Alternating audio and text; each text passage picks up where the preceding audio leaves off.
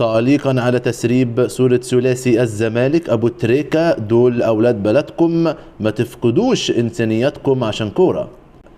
أثار محمد أبو تريكة في تصريحاته بتنديده الشديد لتسريب صور لثلاثي نادي الزمالك وهم داخل قاعة المحكمة الإماراتية، معربا عن استيائه من هذا التصرف، مؤكدا على أن هؤلاء اللاعبين هم أبناء الوطن وأن الظروف التي يمرون بها صعبة للغاية. وناشد تريكة الجميع إلى التعاطف مع اللاعبين وأسرهم، مؤكدا أن العقوبة على الخطأ الذي ارتكبوه ستكون واردة، ولكن لا يجب أن يتعدى الأمر إلى انتهاك خصوصيتهم وتسريب صورهم وهم في هذه الظروف الصعبة. وقال أبو تريكة في تصريحاته: مش من حق أي حد يسرب أو يساهم أو يساعد بنشر صورة بتاعة لعيبة الزمالك في المحاكمة. وتابع: عيب جدا جدا اللي بيحصل ده، دول ولاد بلدنا يا جماعة ومش أهلي وزمالك، دلوقتي استوعبوا الموقف وخطورته وقسوته على أسرهم. واختتم: الخطأ بيتعاقبوا عليه، إنما كده لأ، اتقوا الله، ده ابتلاء واختبار صعب جدا،